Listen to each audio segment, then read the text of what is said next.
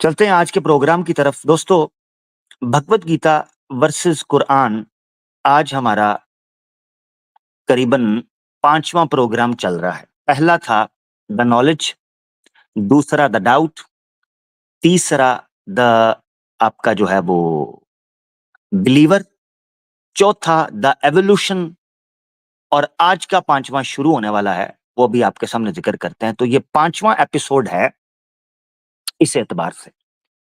तो सबसे पहले जानते हैं कि भगवत गीता वर्सेस कुरान में पिछली एपिसोड के अंदर क्या हुआ था आपकी स्क्रीन के ऊपर।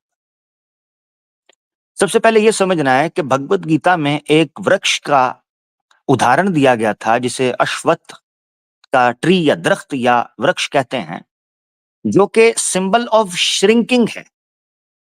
वो श्रिंक करता है सिंबल, यानी आपको दरख्त की जड़ों तक पहुंचने का कहता है, ना कि ऊपर की तरफ निकलने का यानी फैलने का कहता है। इसी तरीके से भगवत गीता के अनुसार श्री कृष्ण कहता है कि वर्ण का जो सिस्टम शुरू किया है, जात पात में जो बांटा है, वो श्री कृष्ण कहता है कि ये सिस्टम मैंने खुद क्रिएट किया है। बाद में वो इनकार भी करता है, मगर कहता है किया मैंने ही है।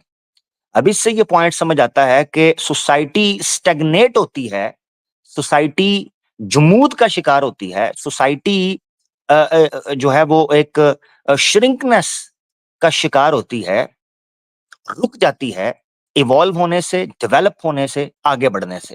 क्योंकि हर व्यक्ति को ये कहा जाता है कि तुम अपनी लाइन में लगे रहोगे, तुम उससे बेहतर नहीं बन सकते या उससे बेहतर नहीं बनना चाहिए। इन सारी चीजों के प्रमाण मैंने दिए हैं। ये भगवत गीता में श्री कृष्णा पिछली एपिसोड में अगर आप पढ़ेंगे तो गीता ये कहती है कि अपना धर्म का पालन करो, दूसरे के धर्म को चाहे तुम कितना ही उत्तम कर ना सकते हो, उसको नहीं करना। चाहे कितना ही तुम्हारे अंदर गलतियां क्यों ना हो, मगर तुम दूसरे के धर्म का पालन नहीं करोगे। यानी एक क्षत्रिय केवल क्षत्रिय ही रहेगा, चाहे युद्ध के अंदर उसकी ठुकाई होती रहे, वो ब्राह्मण नहीं बनेगा या वो वैश्यास नहीं बनेगा। इसी तरीके से गीता ये भी कहती है कि एक कुत्ता हो या एक ब्राह्मण, गीता के पाठक को या श्री कृष्णा के भक्त को एक कुत्ते और ब्राह्मण को एक ही समान देखना चाहिए। इसी तरीके से गीता ये भी कहती है कि गाय हो या कुत्ता, ये दोनों पशु हैं, इन दोनों पशुओं को एक समान देखना चाहिए। ये भगवत गीता कहती है। भाई हमने सीधी बात है, आपके सामने पिछली बार रेफरेंसेस दिए थे, सबको पता है। तो इसीलिए हम भगवत गीता का पालन करते हैं और मुसलमान एक कुत्ते को और इनकी गाय माता को पशु समझते हैं, एक समान समझते हैं। ठीक है जी, इतनी सी बात। कुरान बहरहाल इवॉल्विंग के हवाले से आपको क्या सिखाता है? सबसे पहले तो कुरान शजर तैयबा की मिसाल देता है, ये पिछली एपिसोड में गुजरा। और शजर तैयबा की जड़ें तो जमीन पर होती हैं, मगर उसकी शाखें, उसका फैलाव, उसका निखार वो पूरे आकाश के ऊपर फैलता दिखाई देता है। तो ये सिंबल ऑफ इवॉल्विंग है, नॉट श्रिंकिंग। इसी तरीके से मैंने आपके सामने एक बेसिक पॉइंट रखा था कि प्रॉफिटहुड का जो कॉन्सेप्ट है, यही काफी है इस एलिगेशन को रफू चक्कर करने के लिए कि कुरान श्रिंक होना सिखाता है या स्टैग्नेट करता है। नहीं, बल्कि कुरान का जो कॉन्सेप्ट ऑफ प्रॉफिटहुड है वो बताता है कि हर समय पर ह्यूमन इवॉल्व हुआ है और डेवलप हुआ है और प्रोग्रेस किया है। लिहाजा उसी एतबार से अंबिया आते थे और शरीयत जो है या मनहज जो है या इसी तरीके से जो दीन है वो इसी तरीके से आगे बढ़ता रहा, पहुंचता रहा। तीसरा पॉइंट जो हम समझे थे वो ये था कि कुरान जन्म से इंसान को ये कहता है कि तुम्हारे पास अभी सीखने को, करने को बहुत कुछ है। लिहाजा राइट फ्रॉम द बर्थ उस आदमी को इवॉल्व होने का या उस मनुष्य को इवॉल्व होने का कहा जाता है। चौथा नुक्ता जो हमें समझने का था वो ये है कि कौमें भी इवॉल्व होती हैं। कभी कौमें नीचे गिरती हैं, फिर वो उठती हैं, कभी बुरी हालात में होती हैं, कभी बेहतर हालात में होती हैं। तो कौमें इस तरीके से इवॉल्व होती हैं और उनको मौका देना चाहिए और उन्हीं से ये सबक सीखना चाहिए। और इसी तौर पर हम पृथ्वी को या इस दुनिया को पढ़ते हैं और इसी से आगे पूरे ब्रह्मांड को इसी प्रकार या इसी आधार पर पढ़ना चाहिए कि वो इवॉल्व होता है, प्रोग्रेस करता है। पांचवा पॉइंट दोस्तों, भगवत गीता वर्सेस कुरान के हवाले से जो हमारा डिस्कस होगा, जिसका कंपैरिजन एच मुचलिम ने किया और उस एच मुचलिम जाहिल भगोड़े ने ये कंपैरिजन किया, ये प्रोग्राम के क्रेडिट इन्हीं लोगों को जाते हैं। वो है क्वेश्चनिंग वर्सेस सबमिटिंग। यही वजह है कि आज की 5वीं एपिसोड का टॉपिक है द क्वेश्चन, प्रश्न, सवाल। एच मुस्लिम का कहना यह है कि भगवत गीता अपने पढ़ने वाले को प्रश्न करने का सलीका सिखाती है, या प्रश्न करने वाला बनाती है, या सवाल उठाने, आपत्तियां उठाने वाला बनाती है। वेरएज़ कुरान ये कहता है कि प्रश्न नहीं उठाना, सिर्फ सबमिट करना है। सवाल नहीं उठाना, सबमिट करना है। वैसे तो मैं बताता चलूं कि पिछली एपिसोड द बिलीवर बहुत हद तक मैंने कवर किया था कि इस्लाम नॉलेज सीखने के हवाले से आपको क्या कहता है। यहां एक बड़ा इंपॉर्टेंट पॉइंट है जिसको आपने समझना है, वो ये है कि इस सीरीज के अंदर मैंने आपको बताया था कि हो सकता है रेपिटेशन हो कुछ टॉपिक्स की। एक तरह से तो ये अच्छी बात है, क्योंकि रेपिटेशन आपकी रिवीजन करवाती है और आपको पुख्ता करवाती है उन तमाम दलाइल या उन आर्ग्यूमेंट्स को जो आप पहले सुन चुके हैं, मगर वक्त के साथ हम भूल जाते हैं। लिहाजा जब कभी उनको दोबारा दोहराया जाता है, दोबारा याद दहानी हो जाती है, ज़हन नशीनी हो जाती है और वो पुख्ता हो जाते हैं। तो लिहाजा इसका फायदा है। दूसरी चीज ये होगी कि मैं उन चीजों का इशारा देता चलूंगा ताकि वो लोग जो आज एपिसोड में जुड़े या आने वाली उस एपिसोड में जुड़ेंगे, ताकि उनको एक इंटरेस्ट रहे पिछली एपिसोड के साथ। तो ये भी कई दफा उन चीजों को स्किप करने का फायदा होता है, ताकि आप रेफर कर सकें, आप रीडायरेक्ट कर सकें उन पुराने टॉपिक्स की तरफ जो हम पहले कवर कर चुके हुए हैं। तो ये आपने समझना है। अब हम चलते हैं, क्या गीता वाकई ही क्वेश्चनिंग की नेचर देती है? तो आए सबसे पहले हम एक बेसिक कॉन्सेप्ट को समझते हैं। गीता में कुल मिला के 16 के करीब प्रश्न पूछे गए हैं, बस, दैट्स इट, 16 के करीब। अजीब बात यह है कि 16 के 16 प्रश्नों का उत्तर दिए जाने पर जो नतीजा निकलकर सामने आता है वो केवल एक ही है कि आपने कृष्णा के आगे सबमिट करना है। तो कंपैरिजन चेक करें, यानी गीता भी जो क्वेश्चनिंग की नेचर पैदा करती है वो समाप्त होती है, या उसका एपिक और क्लाइमेक्स है इवेंचुअली सबमिशन के ऊपर जो आपने कृष्णा को करनी है। सिंपल पॉइंट समझ आ रहा है? तो गीता कुल मिला के अर्जुन के 16 प्रश्नों को दर्ज करती है, और वो 16 के 16 प्रश्न इस प्रकार रखे जाते हैं कि उनके उत्तर पढ़ते पढ़ते एक व्यक्ति जब उन उत्तरों को पढ़ता है तो वो इस नतीजे पर पहुंचता है कि आपने श्री कृष्णा की भक्ति में आ जाना है, यानी सबमिट करना है, समर्पित करना है श्री कृष्णा को। आपके तर्क, आपकी बुद्धि, आपकी श्रद्धा, आपका स्वाभिमान, आपका आत्मविश्वास, आपकी आस्था, ये सब अंत में उस उत्तर के माध्यम से यह बताया जाता है कि आपने समर्पित करने हैं श्री कृष्णा को ये सारी चीजें। तो ये सबमिटिंग हुई। यहां तक कि the whole theme of Gita is about the submission of Arjun. हकीकत यह है कि गीता का जो पूरे का पूरा बैकग्राउंड और थीम है ना, वो आपको पता है क्या समझाता है? कि एक व्यक्ति है अर्जुन, जिसके दिल में कोई शक है, संदेह है, शंका है। श्री कृष्णा उन संदेह का, उस शंकाओं का, उन प्रश्नों का उत्तर देने का प्रयास करता है और उसको फोर्स करता है कि तू अपनी किस्मत को, अपनी तकदीर को, अपनी फेट को, अपनी डेस्टिनी को और इस युद्ध को बाहर सूरत लड़ेगा। अब मुझे बताओ, उसूली तौर पर श्री कृष्ण अगर भगवत गीता के द्वारा आपको यह सिखाते हैं, श्री कृष्णा गीता के थ्रू आपको यह सिखाते कि आपने सवाल करना है, अर्जुन कभी भी जंग में ना उतरता, क्योंकि अर्जुन कभी भी जंग में उतरना नहीं चाहता था। श्री कृष्णा ने अर्जुन को टिपिकल आतंकवाद स्टाइल के अंदर ब्रेन वॉश किया। ये मैं पहले भी बता चुका हूं। किसी को आपत्ति है तो मैं श्लोक रख दूंगा। हतुवा प्राप्स्यसि स्वर्गम जत्वा वा भोक्ष्यसे महीम। सॉरी, ये संस्कृत के बाद मेरा निकल जाता है, माफ कीजिएगा, मैं जरा इधर उधर निकल जाता हूँ।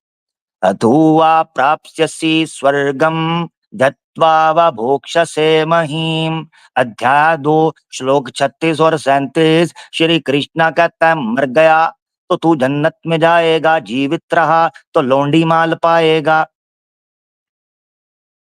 यानी दूसरे शब्दों में श्री कृष्णा ये कह रहा है कि ए अर्जुन, ऊपर वाला भी उसे दे देता है छूट, जा उसने दिसे दिया है तो उसको जाके लूट। आह, क्या कहने, क्या कहने, कृष्णा जी के अति उत्तम कहने। तो टिपिकल आतंकवादिक स्टाइल के अंदर अर्जुन को ब्रेन वॉश किया गया। हुँ? तो क्वेश्चनिंग कहां गई काका, ओ चाचा, क्वेश्चनिंग कहां गई? ये बड़ा जरूरी है। नीचे एक को खुजली हो रही है। हाँ, मैंने देख लिया उसकी खुजली। मैं स्प्रे रखा है, मैंने ये साथ में है। मारता हूँ स्प्रे, अभी लिंक ओपन करता हूँ तो स्प्रे मारूंगा मैं पहले। हाँ, ये जो दो डमुई कीड़ा है ना, जो खुजली करता है, उसको मैं पहले स्प्रे मारूंगा, टेंशन नहीं लेनी। तो जरा लोहे का अंडरवेयर पहन के आना जब मैं लिंक ओपन करूंगा, ठीक है ना? हाँ, अच्छा जी। तो सबसे पहले ये समझना है कि कुल मिला के भगवत गीता में 16 प्रश्न हैं। 16 के 16 उत्तर जब एंड होते हैं तो श्री कृष्णा की भक्ति में एंड होते हैं, लीन हो जाते हैं सारे के सारे उत्तर। तो ये सबमिटिंग ही है। ये था बेसिक थीम। आगे बढ़ते हैं। दूसरी समस्या क्या है भगवत गीता के अंदर? दूसरी समस्या ये है कि कंफ्यूज्ड है भगवत गीता प्रश्नों का उत्तर देने में। ये अलग समस्या है। यानी पहले ये है, जो मैंने आपको पहला पॉइंट बताया, वो ये था कि भगवत गीता के सारे प्रश्नों के उत्तर सबमिशन की तरफ जाते हैं, ठीक है? मगर दूसरी समस्या ये है कि जो प्रश्नों के उत्तर दिए गए हैं वो उत्तर भी समझ नहीं आते, कंफ्यूजन है। अब मैं आपको बताता हूं, देखिए कैसे। पहला पॉइंट रखने लगा हूं कि प्रश्नों का उत्तर देते हुए कंफ्यूजन है। इससे भी पता चलता है कि भगवत गीता ओरिजिनली क्वेश्चनिंग सिखा नहीं रही, बल्कि उल्टा आपको कंफ्यूज कर रही है, सही तरीके से जवाब नहीं दे रही। अब मैं ज्यादा दूर नहीं जाऊंगा, हालांकि मैं चाहता तो इस पर 1 दर्जन से ज्यादा रेफरेंसेस दे सकता था सिर्फ इस एक पॉइंट के ऊपर भगवत गीता के अंदर से। मगर मैंने एक ही चैप्टर में, एक ही सीक्वेंस में आपको दिखाना है कि भगवत गीता में जो प्रश्न अर्जुन करता है उसका उत्तर देते हुए श्री कृष्ण उसको कंफ्यूज कर देता है। यही वजह है क्वेश्चनिंग द क्वेश्चन, इस हेडिंग का नाम है कि प्रश्न के ऊपर प्रश्न उठ रहा है। यही तो मसला है। भगवत गीता का 5वां अध्याय, श्लोक है 1। अर्जुन उवाच, अर्जुन बोलता है, संन्यासम कर्म कर्मणाम कृष्ण पुनर्योगम च शंससि च शंससि। क्या अर्थ है इसका? संन्यासम कर्माणम। श्री कृष्ण से प्रश्न पूछता है अर्जुन कि कृष्णा जी, मैं कंफ्यूज आ गया हूं। आप कभी तो शंसा करते हैं सन्यास की, और कभी आप कहते हैं कि कर्म योग उत्तम है। यानी आप दोनों की तारीफ कर रहे हैं। मैं कंफ्यूज आ गया हूं। यच्छ्रेय एतयोरिकम तन्मे ब्रूहि सुनिश्चित सुनिश्चितम।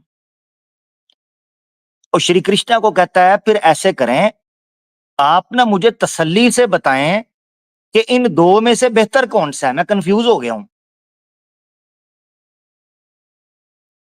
अब एक है संन्यासम, यानी कर्म संन्यास, संन्यासम कर्मा कर्म नाम। एक है कर्म संन्यास, मैंने आपको पहले बताया था कर्म संन्यास किसे कहते हैं। कर्म संन्यास का मतलब है कर्म भी त्याग देना और फल भी त्याग देना, दोनों। और यहां पर एक शब्द आया है कृष्ण के बाद, ऊपर वाला संस्कृत में जो येलो लिखा है, पुन पुनर्योगम, पुनर्योगम। इसका मतलब है कर्म योग, ऐसा योग जो कर्म की बुनियाद पर हो, यानी कर्म योग कहते हैं ऐसे कर्म करना जिसमें फल की आपको लालच ना हो। फल हेतवः, जो शब्द मैंने पिछली बार आपको बताया था, फल हेतवः का मतलब है, भगवत गीता में जो शब्द का प्रयोग हुआ है, फल हेतव का मतलब है कि तू फल को त्याग ना, फल की इच्छा ना कर, सिर्फ कर्म कर। अब आपने समझना है, सवाल समझ आ गया। अर्जुन खुद कह रहा है कि श्री कृष्णा कभी आप कर्म संन्यास की शंसा करते हैं, शंसा से ऊपर वाली लाइन में जो आखिरी शब्द है, आप कभी कर्म संन्यास की शंसा करते हैं, कभी आप कर्म योग की शंसा करते हैं। मैं कंफ्यूज आ गया हूं Shri Krishna, please tell me decisively which of the two is more beneficial. इन दोनों में से फायदेमंद कौन सा है, फायदा ज्यादा किसका है, बेनिफिशियल ज्यादा कौन सा है, ये वो पूछता है। अब देखिएगा जवाब क्या आता है। श्री कृष्णा भगवत गीता अध्याय 5 श्लोक 2 में श्री कृष्णा कहता, ऊपर देखें, श्री भगवान उवाच, श्री कृष्णा बोलते हैं। अब नीचे वाली जो लाइन है स्पेसिफिकली इसको मैंने रेड और येलो हाईलाइट किया, उसके पीछे रीजन है। श्री कृष्णा कहता है कि चाहे कर्म संन्यास हो या कर्म योग हो, ये दोनों आपको परम गति तक लेकर तो जाते हैं, मगर अब ये देखिएगा, तयुस्तु तयुस्तु कर्म संन्यासा,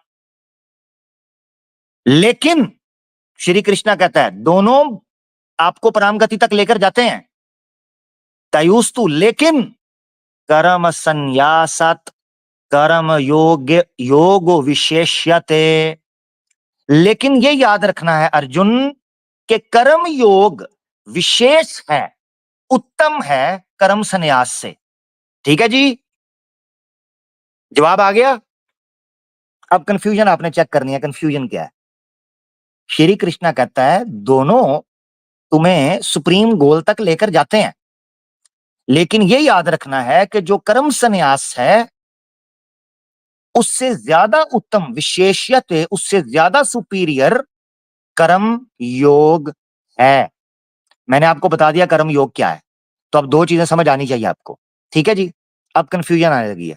लो जी, श्री कृष्णा ने कह दिया ना उत्तम कौन सा है, कर्म योग, और दोनों में अंतर कर दिया। लो जी, भगवत गीता 5 के चौथे के अंदर श्री कृष्ण क्या कह रहे हैं, वो कह रहे हैं सांख्य योग पृथ पृथ गबलः प्रवध प्रवदन्ते न पंडितः। श्री कृष्ण कहता है जो कोई भी कर्म योग और कर्म संन्यास में अंतर करेगा, पृथ गबलः, वो मूर्ख है, वो अज्ञानी है, वो जाहिल है, वो बेवकूफ है, उसके पास ज्ञान नहीं है जो अंतर करता है। लो पढ़ो ओपे आजे। अब यहां से कंफ्यूजन शुरू होती है गीता की कि एक तरफ जवाब देते हुए श्री कृष्णा 5 के 2 में ये कह रहे हैं कि इन दोनों में से उत्तम कर्म योग है, कर्म संन्यास उत्तम नहीं है। आगे जाके कहते हैं जो इन दोनों में अंतर करता है, दोनों में फर्क करता है, वो जाहिल है। अब आप समझ रहे हैं, ये है श्री कृष्णा के द्वारा गीता की क्वेश्चनिंग, कि श्री कृष्णा को खुद भी नहीं पता कि मैंने समझाना कैसे है कि दोनों में अंतर है भी या नहीं। अब मुझे पता है कोई क्या कह सकता है यहां पर, मगर जब वो आएगा तो इसके ऊपर बात होगी, क्योंकि मुझे पता है कुछ लोग इसका जवाब देने की कोशिश करेंगे, मगर क्यों ना मेरे जवाब देने से पहले उनका जवाब सुने, ताकि हम जान सकें। यहीं पर बस नहीं, आगे भी आपको सुनाना है। आगे चलेंगे इसी लाइन में। भगवत गीता 5:6 क्या कहती है? दोबारा फर्क आपको नजर आने लगा। वो कहता है संन्यास संन्यास सतु संन्यास सतु। अच्छा जी, संन्यास सतु महाबाहु। वो कहता है, श्री कृष्णा कहता है अर्जुन, महाबाहु यानी बड़े पावरफुल आदमी, ये जो संन्यास है ना, दुख दुख माप्तु मयो मयो गाता है। श्री कृष्णा कहता है कि संन्यास जो कर्म संन्यास है ना, है पावरफुल अर्जुन, दिक्कत इसमें यह है कि इसको प्राप्त करना बड़ा मुश्किल है, दुखों से भरा हुआ है, यानी डिफिकल्ट है, मुश्किल है, कठिनाई है कि कोई कर्म संन्यास को पाले। योग युक्त तो, मगर जो कर्म योग के अंदर, अब चेक करना जरा, जो कर्म योग के अंदर एक्सपर्ट होता है मुनि, ऐसा व्यक्ति, ऐसा ऋषि, ऐसा योगी जो योग युक्त तो, जो कर्म योग के अंदर एक्सपर्ट होता है, ब्रह्मा, वो शख्स ब्रह्मा के मकाम के ऊपर पहुंच जाता है। जो कर्म योग की प्राप्ति करता है वो ब्रह्मा के मकाम तक बड़ी तेजी से पहुंच जाता है, तुरंत पहुंच जाता है। ये श्री कृष्णा बता रहे हैं। अब यहां जो मैं पॉइंट रखना चाहता हूं उसको गौर से आपने समझना है। मैंने पिछली कई स्ट्रीम्स के अंदर इस चीज का जिक्र किया है कि भगवत गीता के अंदर एक कॉन्सेप्ट है जो बहुत बहुत कंफ्यूजिंग है, बहुत कंफ्यूजिंग। वो कॉन्सेप्ट क्या है? कर्म, कर्म योग और कर्म संन्यास, ये आपस में कॉन्ट्राडिक्टरी हैं, क्योंकि भगवत गीता दोनों तीनों की इजाजत देती है। ये आगे चल के कुछ स्ट्रीम्स आएंगी जिसमें मैं कर्म कांड के ऊपर या कार्मा के ऊपर भी बात करूंगा जब, ठीक है, क्योंकि पोस्ट के अंदर कंपैरिजन कार्मा के ऊपर भी किया गया है और कर्म के हवाले से भी किया गया है। उस पर मैं डिटेल में एक्सप्लेन करूंगा भी और इनसे पूछूंगा भी इस कॉन्सेप्ट के बारे में बार बार। मगर आज हम इसको एक टेस्ट केस के तौर पर सामने रख रहे हैं कि श्री कृष्ण से सबसे महत्वपूर्ण प्रश्न पूछा गया था कि आप ये बताएं कि कर्म संन्यास में से बेहतर और कर्म योग में से बेहतर कौन सा है। तो श्री कृष्ण आपके सामने कंफ्यूज हो गए हैं। कभी कह रहे हैं दोनों एक से हैं, कभी कह रहे हैं नहीं कर्म योग उत्तम है कर्म संन्यास से, कभी कहते हैं कर्म संन्यास को पाना मुश्किल है, कर्म योग से आप जल्दी सुप्रीम को पा लेते हो, यानी ब्रह्मा के सम्मान या उसके सामने पहुंच जाते हो या ब्रह्मा के समान हो जाते हो। चलें जी, अब आगे बढ़ते हैं। ये चीज समझनी जरूरी थी कि जिस भगवत गीता को ये कहा जा रहा है कि वो आपको क्वेश्चनिंग सिखाती है, वो हकीकत के अंदर कंफ्यूज कर रही है। चलें एक और मिसाल देते हैं आपको कंफ्यूजन की। ये बड़ी मजे की मिसाल है, मेरे साथ रहिएगा। बड़ी मजे की मिसाल है कि भगवत गीता क्वेश्चन नहीं सिखाती, कंफ्यूज करती है। इसको, ये पूरा वाक्य है, इसको मैंने सिर्फ इसीलिए रेफर कर दिया है। अगर कोई कहेगा इसको ओरिजिनली ओपन करके भी दिखा देंगे होता क्या है, क्योंकि ये किस्से से ताल्लुक है, बहुत ज्यादा लंबा ये पूरा चैप्टर डिस्कस होता है, इसलिए मैंने इसको रेफर कर दिया सिर्फ। अर्जुन सवाल पूछता है भगवत गीता 10 की 16 से 17 में, आपके सामने है। वो श्री कृष्णा से कहता है, श्री कृष्णा मुझे भगवान के बारे में और अपने बारे में बताएं तो सही, क्योंकि श्री कृष्णा ने क्लेम किया था कि वो परमात्मा है, वही ईश्वर है, वही सबका बनाने वाला है। अब चेक करना जरा। तो अर्जुन पूछता है श्री कृष्णा मुझे बताएं तो सही कि आप हैं कैसे, आप रहते कहां हैं, आप होते कहां हैं, अब यहां येलो हाईलाइट के अंदर मैंने एक सवाल रखा है, वो श्री कृष्ण से पूछता है, how may I know you and think of you. वो कहता है मुझे आपका पता कैसे चलेगा कि आप कौन हैं, क्या हैं, कैसे हैं, आप पर विचार या आपका स्मरण कैसे करूं। ये भगवत गीता 10 की 16 से 17 में पूछता है। अब अजीब बात बताऊं आपको, इस 16-17 के बाद जब ये अर्जुन सवाल पूछता है ना, श्री कृष्णा लंबी लंबी छोड़ता है, लंबी शुरू हो जाता है, रुकता ही नहीं। अच्छा, कभी कहता है जी मैं आग हूं, कभी कहता है मैं विष्णु हूं, कभी कहता है मैं शंकर हूं, कभी कहता है मैं राम हूं, कभी कहता है मैं जनाब पहाड़ हूं, कभी कहता है मैं पानी के अंदर मछली हूं, कभी कहता है जनाब मैं सूरज हूं, कभी कहता है मैं चांद हूं। अच्छा, अर्जुन के धुएं निकल जाते हैं और मुंह फाड़ के देख रहा है कि मैंने पूछा ये था कि मुझे आप समझाएं, शुरू हो जाता है, गप्पे गप्पे। अच्छा, फिर कहता है राक्षसों के अंदर मैं कुबेर हूं। ये टॉपिक याद, ये कुबेर वर्ड आपने नोट करके रखना है, ये आगे वाली सीरीज में हमारे आएगा, कुबेर। भगवत गीता के अंदर ये कहता है मैं राक्षसों के अंदर, याक्षसों के अंदर कुबेर हूं। अच्छा, फिर कहता है हथियार उठाने में राम हूं, और सामने अर्जुन खड़ा है, वो कंफ्यूज, वो खलाया हुआ मुंह खोल के, आंखें उसकी फटी की फटी रह गई हैं, कृष्णा मेरे साथ क्या कर रहा है। तो आगे से उसको कंफ्यूज देके पता क्या कहता है, कहता है युद्ध लड़ने में मैं तेरी तरह अर्जुन हूं, लो मैं अर्जुन भी हूं। अब आप कह रहे होंगे कि यार ठीक है, आमतौर पर सनातनी कह सकते हैं कि यार हमारा मानना तो यही है ना कि कण कण में भगवान है, हम तो ये मानते हैं, तो श्री कृष्ण ने ठीक कहा, ऐसे ही आ रहा होगा ना इनके ध्यान में। असल कंफ्यूजन अब शुरू होने लगी है। इस 10वें अध्याय में श्री कृष्णा गप्पिस्तान रेडियो सुनाने के बाद, मैं वो भी हूं, मैं वो भी हूं, मैं वो भी हूं, ठीक है, मैं ये भी हूं, मैं वो भी हूं, मैं फलाना भी हूं, सब कुछ बनने के बाद अध्याय समाप्त होता है ना, तो इस प्रश्न का उत्तर मिल जाना चाहिए था ना। भगवत गीता इज अबाउट क्वेश्चनिंग ना, तो आंसर भी तो देने चाहिए था ना।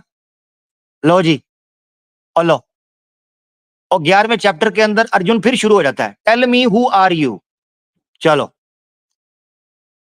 यानी 10वें अध्याय के अंदर उसने कोई कीड़ा, कोई मकौड़ा, कोई जर्रा नहीं छोड़ा जिसके अंदर कृष्णा कहता हो मैं ये भी हूं, मैं वो भी हूं, मैं फलां भी हूं, मुझे ऐसे देख, मुझे वैसे देख, मुझे फलाना कर। 11वें अध्याय के 31वें श्लोक में अर्जुन फिर कह देता है, कहता है tell me who you are, मुझे बता तू है कौन, मैं कौन हूं, मैं कहां हूं। फिर वही सवाल, और नीचे वाला मैंने हाईलाइट किया, वो कहता है I wish to know you who you are, for I do not comprehend your nature and workings. मुझे बताओ, मुझे समझ नहीं आई तुम क्या कह रहे हो। आप अंदाजा करें कि भगवत गीता अर्जुन को इस कदर कंफ्यूज किया कि दूसरे लफ्जों में 11वें अध्याय के 31वें श्लोक में अर्जुन ने स्वयं कृष्णा से कह उठा मन ही मन में कि अम्मा बहन पे आ जाऊंगा मैं। यानी देखे, सॉरी, मैं माफ कीजिएगा, मकसद कहने का यह है कि प्रश्न का उत्तर नहीं मिला ना, तो कंफ्यूज हो गया बंदा एक, कि उसने कहा लंबी लंबी छोड़ रहा है, प्रश्न का उत्तर नहीं दे रहा जो मैंने पूछा है। ये है समस्या भगवत गीता की क्वेश्चनिंग के साथ। ये थी दूसरी मिसाल। सबसे पहली मिसाल क्या थी, 16 के 16 प्रश्न के उत्तर आपको श्री कृष्णा की भक्ति में लेके आते हैं। दूसरा पॉइंट क्या था, सवाल का जवाब ही कंफ्यूजन है। तीसरा पॉइंट क्या है, खुद अर्जुन कंफ्यूज हो गया है कि बार बार सवाल पूछ रहा है। 10वें में भी कहता है 16-17 के अंदर मुझे बता तू कौन है, और 11वें के अंदर फिर दोबारा पूछता है अगले अध्याय के अंदर, तू है कौन भाई, और बता तो सही की चक्कर है, कौन है, कहां से आया है, पागल लड़के मुझे मरवाएगा है। तो वो उसने ये कह दिया। अगला पॉइंट, अब हम चलते हैं टेस्ट केस के तौर पर, सैंपल लेने लगे हैं एक क्वेश्चन का। मैंने पहले तो आपको बताया था कि भगवत गीता के 16 के 16 क्वेश्चंस अगर आप ले लें, 16 के 16 क्वेश्चंस अगर आप भगवत गीता के ले लें, वो आपको एंड में जवाब की तरफ श्री कृष्णा की भक्ति के अंदर लेकर जाएंगे। अब होता क्या है यहां आपने समझना है। श्री कृष्णा से अध्याय 6 के अंदर अर्जुन पूछता है योगी कौन होता है, और योगी अगर गलती पर पड़ जाए तो क्या उसे भी पाप या पुण्य में कैसे अंतर करेगा? यानी योगी के विषय से रिलेटेड छठे अध्याय के अंदर श्री कृष्णा से भगवत गीता में अर्जुन प्रश्न पूछता है। अब आप सुनना श्री कृष्णा का उत्तर, आप चेक करना। तो छठे की 36 से लेकर 46 तक में ये सारी गुफ्तगू हुई है। अभी जो श्लोक आप अपनी स्क्रीन पर देख रहे हैं ये 46वां है, 46, भगवत गीता 6 का 46। तो श्री कृष्णा कहता है, तपस्वी भयो घी को योगी, तपस्वी भयोगी को योगी। श्री कृष्णा कहता है योगी जो है वो तपस्वी से बेहतर है, यहां तक के ज्ञानी भयो ज्ञानी से भी बेहतर है। ज्ञानी का मतलब होता है जिसके पास नॉलेज हो। हमने एक एपिसोड की थी, बल्कि पहली एपिसोड थी द नॉलेज, उसमें भी मैंने बताया था कि भगवत गीता के नजदीक नॉलेज है क्या। कुरान पर तो आरोप आप लगाते हो, मगर भगवत गीता आपको क्या बताती है कि ज्ञान किसे कहते हैं।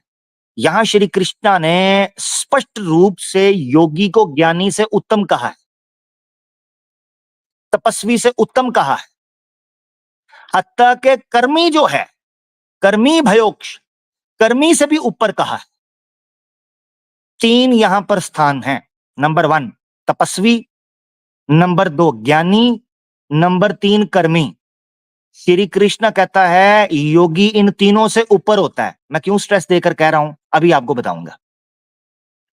योगी इन तीनों से ऊपर होता है। अब यह वजह है कि फिर आखिर वाली जो आप श्लोक की लाइन देख रहे हैं येलो हाइलाइटेड, उसमें वो बोलता है तस्मा घोगी भवार्जुन भवार्जुन, और बोलता है अर्जुन अब तुझे जो मैंने बता दिया है कि योगी तपस्वी से भी ऊपर है, ज्ञानी से भी ऊपर है, कर्मी से भी ऊपर है, तो लिहाजा अब तू योगी बन, ना तू ज्ञानी बन, ना तू कर्मी बन, ना तू तपस्वी बन, बल्कि अब योगी बन। ये श्री कृष्ण कहता है। अब आप सोच रहे होंगे क्वेश्चनिंग की एपिसोड के अंदर मैं योगी योगी क्यों कर रहा हूं, ये योगी योगी क्या है, ये योगी योगी। तो जैसा कि मैंने आपको बताया कि ये एक सैंपल ऑफ क्वेश्चन है जो मैं आपके सामने रख रहा हूं, 16 सवालों में से जो अर्जुन ने कृष्ण से पूछे थे, और कृष्ण ने केवल एक ही उत्तर दिया था कि मेरी सबमिशन में आ जाओ, तब जाकर तुम्हें पता चलेगा। तो यहां आपने देखना है कि उसने जब कहा कि योगी उत्तम है, तो आपको पता है सब योगियों में से उत्तम कौन है? आ जाओ आपकी स्क्रीन पर, भगवत गीता का वही छठा अध्याय 47वां श्लोक, पिछला 46वां था, 47वां। श्री कृष्ण क्या कहता है? श्री कृष्ण कहता है तमाम योगियों में से केवल वही योगी उत्तम हैं, हाईएस्ट हैं, जो क्या करते हैं? अब आप देखिएगा स्क्रीन पर, योगी नामपि सर्वेशाम मत मद्गते मद्गते नांत्रात्मना श्रद्धावान भजते यो माम स में माम स में युक्तात्मो मतः। श्री कृष्ण कहता है तमाम योगियों में से उत्तम वो है कि मद गतेना का मतलब होता है संस्कृत के अंदर कि जो बंदा अपनी बुद्धि को, अपनी तर्क की क्षमता को समर्पित कर चुका हो श्री कृष्ण को, अंतरात्मना यानी अपने अंदर से श्री कृष्ण की भक्ति निकलती हो। श्रद्धावान भजते, श्री कृष्ण कहता है फिर पूरी की पूरी श्रद्धा और भक्ति भी मुझ में हो, ऐसा अगर योगी है, माम समय युक्त युक्ततमो मतः, तो श्री कृष्ण कहते हैं ऐसे व्यक्ति को मैं युक्ततमो मतः, सबसे ऊपर का योगी मानता हूं। सबसे ऊपर का योगी श्री कृष्ण पता है किसको मानता है? जो श्री कृष्ण के सामने सबमिशन करता है। लो, यही मैंने एक सैंपल के तौर पर क्वेश्चन रखा था कि इन 16 प्रश्नों में से एक सैंपल मैं आपके सामने रख रहा हूं। अर्जुन पूछता है योगी कौन होता है, योगी बेहतर कौन सा है? श्री कृष्ण कहता है योगी तपस्वी से, ज्ञानी से, कर्मी से उत्तम होता है, और तमाम योगियों से उत्तम वो होता है जो सबमिटिंग होता है, सबमिसिव होता है, क्वेश्चनिंग नहीं, सबमिसिव होता है, वो योगी सबसे उत्तम होता है। अब आप देखें, यहां पर प्रश्न पूछा गया श्री कृष्ण से, 14वां अध्याय। इसकी मैं दर्जनों मिसालें दे सकता था, मैंने स्किप किया। एक इसकी मिसाल 17वें अध्याय के अंदर भी है, मगर अभी वो मैं नहीं दे रहा। मैं यहां आपको एक मिसाल देने लगा हूं भगवत गीता की, दूसरा सैंपल ऑफ क्वेश्चन है ये, ठीक है, कि जिसमें आपको पता चलेगा कि भगवत गीता जो क्वेश्चन करने की बात आपको करती है, उसका उत्तर सबमिशन के अंदर छोड़ती है। यहां मैं आपको एक चीज बताता हूं, पहले बैकग्राउंड ले लें ताकि आपको समझ आए। स्क्रीन पे मेरी तरफ तवज्जो रखिएगा, मैं चाहता हूं कि आपकी समातें जो हैं वो मेरे साथ रहें, ठीक है। अच्छा, मुझे अभी कुछ सनातनी नीचे कमेंट्स के अंदर नजर आ रहे हैं, लिंक मैं दूंगा, तब मैं चाहता हूं कि आप मौजूद रहें, ठीक है ना, ये बड़ा जरूरी है, ये सबसे इंपॉर्टेंट चीज ये है। प्रेजेंटेशन के टाइम पे तो आप मुझे नजर आते हैं, मगर लिंक जब ओपन होगा तो मैं उन लोगों का इंतजार करूंगा जिनको मैं कमेंट्स में देख रहा हूं, ठीक है ना। Thank you. अच्छा जी, थोड़ा सा बैकग्राउंड ले लें भगवत गीता का फिलोसॉफिकल। गुण जो होते हैं किसी व्यक्ति के अंदर जन्म से लेकर उसकी मृत्यु तक 3 प्रकार के होते हैं। सात्विक यानी सत्व, रजस और तमस। ये 3 प्रकार के गुण होते हैं किसी भी व्यक्ति के अंदर, कोई भी हो प्राणी, उसके अंदर सत्व, रजस और तमस। ये मुख्तलिफ तरीके पर काम, एक उत्तम है, एक मीडियम है, मध्यम जिसे बोल लेते हैं, और एक आप बोल लें सबसे निचले लेवल का है। ये 3 प्रकार के गुण होते हैं। अब आप सवाल आपको समझ आएगा कि अर्जुन पूछ क्या रहा है। भगवत गीता 14वें अध्याय के 21वें श्लोक के अंदर अर्जुन उवाच, अर्जुन पूछता है श्री कृष्ण से कि जो 3 प्रकार के गुण होते हैं, कथम, बताइए, उन गुणों के बारे में बताएं। और फिर वो पूछता है कि ये जो 3 प्रकार के गुण हैं, कोई व्यक्ति इनसे आगे कैसे बढ़ सकता है, ठीक है, इन गुणों से आगे कैसे निकल सकता है, श्री कृष्णा से वो पूछता है। यह भी एक प्रश्न है। आपको जानकर हैरानगी होगी, आपको जानकर हैरानगी होगी कि श्री कृष्ण इन 3 गुणों से आगे निकलने वाले प्रश्न का उत्तर भी क्वेश्चनिंग में नहीं बल्कि सबमिशन में देते हैं। आपकी स्क्रीन पर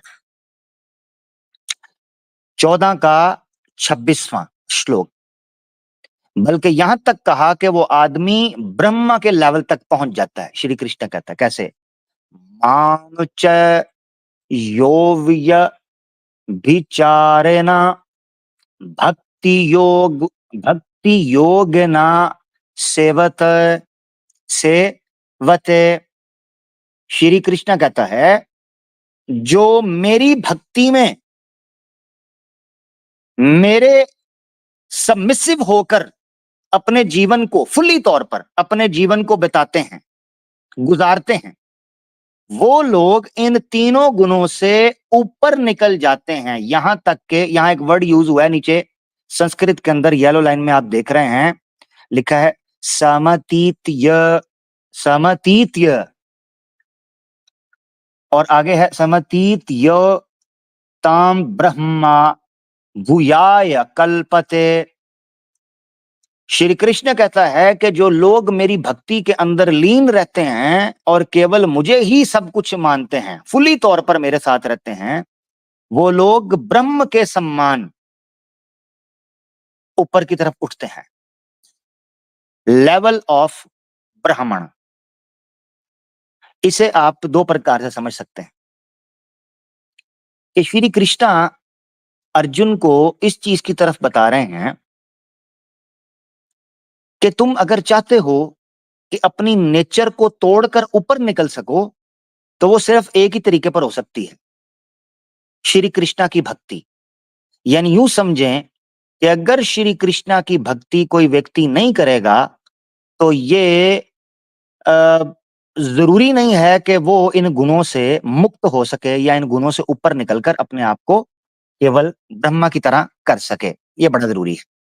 ये दो सवाल रखे हैं। एक और सवाल था मेरी नजर के अंदर, मगर मैंने उसको स्किप किया है टाइम शॉर्ट होने की वजह से। वो 17वें अध्याय के अंदर है, यानी 17 अध्याय जो है उसके अंदर है। अगर मुझे मौका मिला तो उसको भी कभी प्रेजेंट कर देंगे।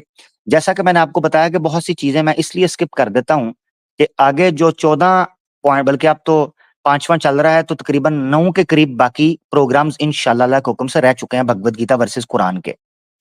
तो उन 9 प्रोग्राम्स के अंदर बार बार कई टॉपिक्स ऐसे आएंगे जिनके अंदर हम आपको भगवत गीता की और कुरान की मुख्तलिफ एरियाज की सैर करवाएंगे। अब हम आगे बढ़ते हैं कुरान की तरफ। यहां सबसे पहली चीज याद रखनी चाहिए, सबमिटिंग का इल्जाम तो इस पोस्ट के अंदर कुरान के ऊपर लगाया गया। तो हम मानते हैं कि कुरान आपको सबमिशन सिखाता है, मगर कैसे? सबसे पहले वो सवाल करना सिखाता है। जब आप सवाल करके सही ज्ञान को प्राप्त करके खोज करके पहुंच जाते हैं, तो कुरान फिर आपको कहता है कि इस बात को आप मानते क्यों नहीं। मैंने इसीलिए कहा कि मैं पिछले प्रोग्राम्स का रेफरेंस कोट कर दिया करूंगा। अगर किसी ने हमारा प्रोग्राम पिछला भगवत गीता वर्सेस कुरान का द बिलीवर नाम से नहीं देखा, तो प्लीज मेरी गुजारिश है कि कम से कम कुरान वाली प्रेजेंटेशन द बिलीवर वाली जो है वो जरूर देखे। उससे पता चलेगा कि सबमिशन जो है वो हम किस माना के अंदर मानते हैं। अगर मैंने पिछले एपिसोड में भी कहा था कि अगर बिलीव करने का मतलब ब्लाइंड फेथ है, तो Bhagavad Gita is the biggest symbol of blind faith, क्योंकि संजय जो है उसने धृतराष्ट्र ब्लाइंड को अपनी दिव्य दृष्टि जो है उससे बताया था, और किसी ने नहीं देखा था कि क्या हुआ क्या नहीं हुआ। ये समझना है। ठीक हो गया। अब हम चलते हैं कुरान, क्योंकि अब हम बता चुके हैं आपको कि सबमिटिंग का तो इल्जाम ही हम पर लगाते हैं। उसको अगर किसी ने समझना है कि हम किस किस्म की सबमिशन को प्रेफर करते हैं, तो एक प्रोग्राम है द नॉलेज, इसी तरह से एक प्रोग्राम है द बिलीवर। अगर ये आप सुन लेंगे कुरान वाली प्रेजेंटेशन, तो आपको क्लियर हो जाएगा क्या है। अब हम चलते हैं कुरान क्वेश्चंस को पूछने के हवाले से, क्या आपको क्वेश्चनिंग नेचर देता है कि नहीं देता। आए कुरान को पढ़ते हैं। सबसे पहले आपके सामने सूरत है 17, चैप्टर 17 वर्स 36। आऊज़ बिल्लाहि मिनश शैतानिर रजीम। अल्लाह फरमाते हैं वला तकफु मा लैसा लका बिही इल्म। यहां आमतौर पर एक चीज कही जाती है कि ना उस बात में पंगा या उस बात को नहीं कहना चाहिए जिस चीज का आपके पास नॉलेज ना हो, मगर यहां मैं आज इसको एक और नुक्ते के तौर पर इस्तेमाल करूंगा। वला तकफु ये वक्फ से निकला है, जिसका मतलब है किसी जगह पर खड़ा होना, किसी जगह पर सर्टेन होना, किसी जगह पर यकीन से खड़े होना। तो कुरान पता क्या कह रहा है? कुरान कह रहा है खड़े भी नहीं होना पक्के पैर से जहां तुम्हारे पास नॉलेज नहीं है। इसका मतलब क्या है? दूसरे लफ्जों में इसका मतलब यह है कि अगर तुम्हारे पास किसी चीज के बारे में नॉलेज नहीं है ना, तो तुमने उस चीज के ऊपर विश्वास नहीं कर लेना।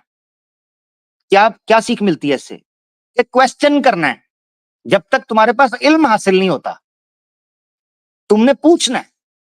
तो पहला पॉइंट ये है, सबसे पहला, कि कुरान आपको कहता है वला तकफु मा लैसा लका बिही इल्म। जिस चीज का तुम्हारे पास नॉलेज नहीं है वहां तुमने पांव भी नहीं रखना। तो लिहाजा तुमने अगर किसी ग्राउंड पे या किसी बिलीफ सिस्टम को मानना है, तो उसके लिए जरूरी है कि तुम्हारे पास इल्म हो। अगर इल्म नहीं है तो तुम उस ग्राउंड के ऊपर खड़े नहीं हो सकते। ये कुरान का उसूल है। एक नुक्ता यह समझ आता है।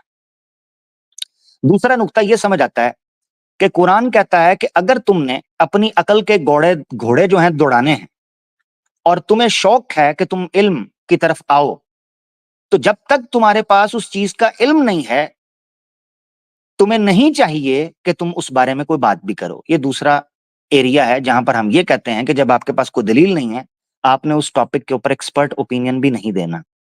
ये भी दूसरा तरीका है आपको समझाने के लिए कि क्वेश्चन करने के लिए इस्लाम आपको कैसे कहता है। यहां दूसरी आयत है, मेरे ख्याल से मैंने उसको चूंकि प्रेजेंटेशन के अंदर आपको पता हो जाता है, 1 मिनट रुकिएगा। ये गालबन सूरह नहल की है। हाँ, सूरह नहल की आयत नंबर 43 बनती है, फसअलू अहल जिक्र। यहाँ गलत आ गया, तो मेरे ख्याल से 16 है। हाँ, 16 की 43 बन जाएगी। फसअलू अहल जिक्र इन कुंतुम ला तालमून, बड़ी मशहूर आयत है। अल्लाह ताला फरमाते हैं सवाल करो, क्वेश्चन करो, पूछो अहले जिक्र से। यहां अल्लाह ताला कोई कह सकता है कि जी इस्लाम वालों की बात हो रही है, या मौलवियों की, या उलामा की बात, या स्कॉलर्स की बात हो रही है, तो ये याद रखना चाहिए यहां पर एक्सपर्ट ओपिनियन की बात हो रही है, एक्सपर्ट्स की बात हो रही है जो इस फील्ड से हो। यहां जिक्र, ये जो वर्ड इस्तेमाल किया अहले जिक्र, अहले जिक्र का मतलब होता है जो रेलेवेंट या उस डोमेन के एक्सपर्ट हों, जिस डोमेन, स्पेसिफिक डोमेन के हवाले से आपको कोई आपत्ति है। तो फसअलू अहल जिक्र इन कुंतुम ला तालमून, तो ये ओपन एक जेनरिक टर्म है कुरान के अंदर, ठीक है। तो आप सवाल करें एक्सपर्ट से, दोज हु पोजेसेस नॉलेज, जिनके पास नॉलेज है, आप उनसे सवाल पूछें, इन कुंतुम ला तालमून। अरे एक कीड़ा मार लूं।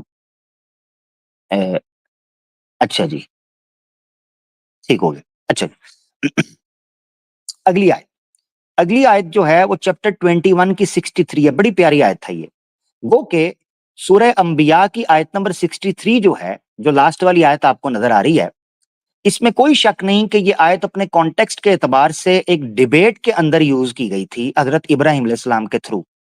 आपको याद होगा कि हजरत इब्राहिम अलैहिस्सलाम ने जब मूर्तियों को तोड़ा था अपनी कौम को समझाने के लिए, तो उन्होंने कुल्हाड़े को एक बड़ी मूर्ति के कंधे पर लटका दिया था। जिस वक्त लोग वापस आए तो उन्होंने कहा, बड़े से पूछो अगर ये बात कर सकता है तो। आपको जानकर हैरानगी होगी कि मैं इसी आयत से इस्तदलाल कर रहा हूं, और उसके पीछे एक नुक्ता है जिसको समझना है। सूरह अंबिया की आयत नंबर 63 है, फसअलूहुम इन कानू यंतिकून, इनसे सवाल पूछ लो अगर इनके मुंह में जुबानें हैं। इससे दो चीजें पता चलें। नंबर एक, अल्लाह ने जुबान सवाल और जवाब के लिए दी है, हांडी का नमक चेक करने के लिए, या इस्लाम के खिलाफ झूठ बकने के लिए, गाली गलौज करने के लिए नहीं। यहां कुरान ने जो नुक्ता इस्तेमाल किया है, इन कानू यंतिकून, अगर वो बात कर सकते हैं तो इनसे पूछ लो। इसका मतलब यह है कि अल्लाह ने जो जुबान, कुव्वत गोयाई आपको दी है, वो इस चीज की नेमत है कि आप सवालो जवाब कर सको, क्वेश्चन कर सको, और जब आपसे कोई चीज पूछी जाए तो आप उसका जवाब दे सको। ये पता चलती है। हाँ, ये बड़ा जरूरी है ये समझना। एक और चीज यहां से पता चलती है, वो ये है कि जिन लोगों के मुंहों में जुबान है, उनको सवाल और जवाब की तलाश में रहना चाहिए। यहां से ये भी एक इशारा मिलता है, क्योंकि मूर्तियां कभी बोलती नहीं थीं, लिहाजा हम उनसे कभी ना प्रार्थनाएं करने के कायल हैं, ना कभी दुआ करने के कायल हैं, क्योंकि तुम्हारी मूर्तियां ना बोलती हैं, ना हमारे सवालों के जवाब देती हैं। तो फसअलूहुम इन कानू यंतिकून, ए मूर्ति पूजको, ए मुशरिको, ए शर्रुल बरिया, ए नजस लोगो, आत्मिक तौर पर नजस लोगो, अगर तुम लोगों को किसी किस्म का शक है तो जाओ उन मूर्तियों से बात करवा कर दिखाओ। मैंने राम मंदिर के उद्घाटन पर और प्राण प्रतिष्ठा की टीटो पार्टी के ऊपर ये चैलेंज रखा था कि आपके जितने शंकर आचार्य और जितने गुरु घंटाल टल्ली बाल हैं, और इसी तरीके से मंदिर के जनाब चौधरी हैं, उन सबको बुला के ले आओ। मैं अपनी खरीदी हुई 5 मूर्तियां लेकर आऊंगा, आपको बताऊंगा नहीं कि किसके अंदर प्राण प्रतिष्ठा हो चुकी है और किस में नहीं। तुम्हारा शंकर आचार्य को चैलेंज करूंगा कि उन 5 मूर्तियों के अंदर से एक मूर्ति के ऊपर उंगली रखकर बताएगा कि इस मूर्ति के अंदर प्राण प्रतिष्ठा हुई है, बाकियों के अंदर नहीं हुई। मेरा चैलेंज है दुनिया के किसी भी शंकर आचार्य को। ये जितने मूर्ति पूजा और प्राण प्रतिष्ठा पर आस्था पास्ता और आखिरी रास्ता और वास्ता रखते हैं, मेरा उनसे ये ऊपर वाले का वास्ता देकर इस चैलेंज के ऊपर है, नेशनल टीवी के ऊपर मुझे बुलाओ, इस नेशनल थ्रेट को, और अपने शंकर आचार्य को, आचार चूर को, जितने भी हैं ड्रामेबाज, उन सबको बुलाओ। 5 मूर्तियां मैं अपने पैसों की खरीदी हुई लेकर आऊंगा, मेरी जेब से लेके आऊंगा। सिर्फ लाइव कैमरा के अंदर टेलीकास्ट हो रहा होगा, लाइव। उसमें तुम्हारे जितने प्राण प्रतिष्ठा के विश्वासी ढोंगी हैं, पखंडी, उनको लेकर आओ। मैं कहूंगा कि इनमें से एक के ऊपर हाथ रखकर बताएं किसमें प्राण प्रतिष्ठा हुई है, किसमें नहीं। ये मेरा ओपन चैलेंज है। अगर तुम्हारे शंकर आचार्य, तुम्हारे प्राण प्रतिष्ठा पखंडी ने बता दिया कि किस मूर्ति के अंदर प्राण प्रतिष्ठा हुई है, मैं सनातन धर्म को स्वीकार करने के लिए तैयार हूं। लाइव चैलेंज है, मगर शर्त यह है नेशनल टीवी के ऊपर होगा, शंकराचार्य के साथ। मैं बाय फेस आऊंगा, बाय फेस। बाय फेस आऊंगा नेशनल टीवी पर। 5 मूर्तियां मेरी जेब की, आचार्य तुम्हारा, भगवान तुम्हारे, प्राण प्रतिष्ठा तुम्हारी, ज्ञान तुम्हारा। आके उंगली रख जाए जिस मूर्ति के ऊपर प्राण प्रतिष्ठा हुई है कि नहीं हुई। मेरा चैलेंज है, बता जाए तो सनातन धर्म स्वीकार कर लूंगा। और बताओ, इससे ऊपर मैं कोई बात नहीं कर सकता। आगे बढ़े जी। इस्लाम किस तरह की क्वेश्चनिंग को रोकता है, यह बड़ा जरूरी है समझना। याद रखें, कई दफा जब हम क्वेश्चनिंग की बात करते हैं तो आमतौर पर जो इस्लामोफोब्स नॉन मुस्लिम हैं, उनको लगता है कि इस्लाम शायद हर किस्म के सवाल से रोक देता है। मैंने यसू की कुत्ती को एक बार देखा कि नेशनल टीवी के ऊपर भौंक रहा था। वो किनाज फटियागी के साथ बैठा हुआ था न्यूज नेशन के ऊपर, और कह रहा था कि इस्लाम में सवाल करना मना है, अगर आपने सवाल किया तो समझे आपका सर तन से जुदा। सवाल, क्वेश्चन करना। तो ये यहां पर ये फर्क करना बड़ा जरूरी हो जाएगा कि इस्लाम किस प्रकार की क्वेश्चनिंग को अलाउ करता है और किस प्रकार की क्वेश्चनिंग को इररेलेवेंट करार देता है। ये बड़ा जरूरी है। ये इसलिए जरूरी है कि ये कॉमन सेंस की बात है और पूरी दुनिया के अंदर ये चीज मानी जाती है। मिसाल के तौर पर इसको मैं हटा देता हूं ताकि एक दो लॉजिकल बातें करके फिर मैं उसकी गीता के साथ कंपैरिजन करूंगा।